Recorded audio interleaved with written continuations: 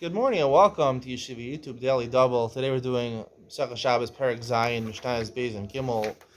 This is arguably one of the most famous Mishnayos in Shas. Mishnah Beis says, Avos Malachas Arbaim Chas Rachas. It details what are the 39 Malachas. My daughter is 4 years old. She's learning already the Lamitet Malachos. A lot before I learned. Maybe I can teach her now that I'm learning the Mishnah over here. Maybe I should tell my daughter to listen to this year. Lamitet Malachos. She learns another one of Malachos every week. Here, the Mishnah tells you all of them. What are they? Zoreya v'achoresh. Zoreya is to plant something. Choresh to plow your field. V'akotzer to harvest. V'ma'amer to gather your fruits together. Hadash. Hadash means to take off the outer shell of a fruit or vegetable. V'azoreh. Someone who, when he's winnowing his wheat, he lets the wind blow the chaff off. Haborer, separating the bad from the good. Hatochen, grinding something. Rakid is another way of sifting, basically. Lash, basically, lash means when you take something and you make dough out of it. You mix flour and water or anything that takes it from a liquid and a solid. You make a new entity. Ofa, you bake something. Hagozes, semer, you shear the wool off a sheep. Malabno, you whiten it. This would include whitening your clothes also. Menapso, when you take off the wool, you also want to make it into clothing. So you have to beat it a little bit to straighten the threads out. That's a malacha. Batzovo, you color it. Batova, tova is to weave before you actually it's a spin. I'm sorry, to spin before you weave the garment from the different pieces of wool or linen or whatever type of garment you're making. Atova, you have to spin it so it becomes very thin. Mesach, you stretch out the threads so you can be ready to put on. Usually, we'll see in a second. Also, nirin. People are not familiar with the process of weaving, but if you look into it, the way even nowadays it's done, now it's done by machines, but it used to be done by hand. Basically, you have this board where you take the different threads and you put threads across, running vertically, and threads running horizontally, basically to form squares, and that's basically the plain weave is 1/1. There's three main different types of weaves. Shnei batinirin is what is set up for the plain weave. Orig shnei chutin. Orig is when you actually pass over the warp through the weft. The warp is, I think, the vertical. The weft is the horizontal. Potzei shnei chutin.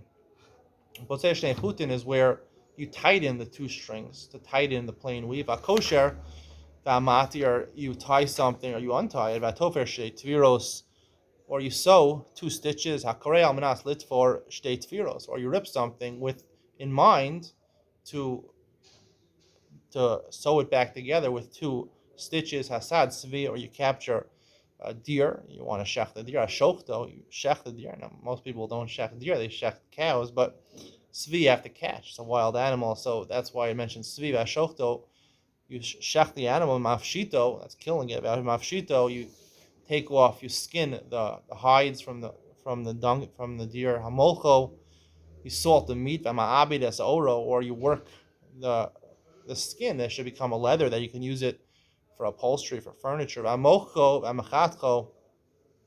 Also, if you cut it into specific pieces. Hamocho doesn't mean erase it. We'll see in a second. Moche is different. Mocho means you take off the hairs off the hide so that it's smoother. Kosev shleosis, you write two letters.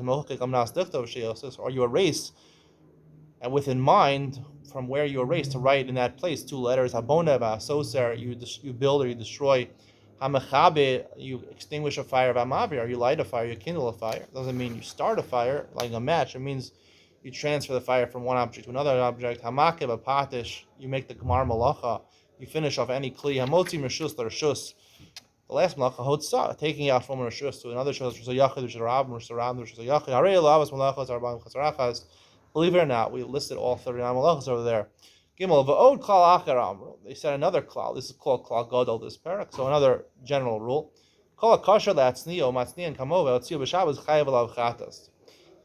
In general, in terms of Mechayev Hotzah, it has to be things that people value.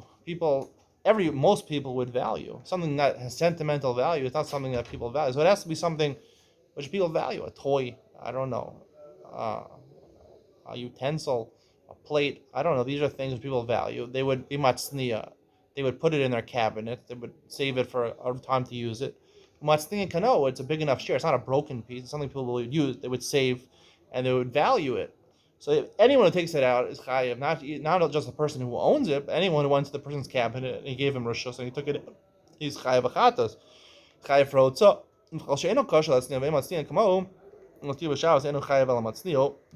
However, when it comes to things that are just of sentimental value, it's like a picture of your family or something like that. So no one else really cares about your family, especially when it's not part of the family. So if they would take that picture out, they probably wouldn't be chayav hotzah on it because it's sentimental value. It's not considered valuable.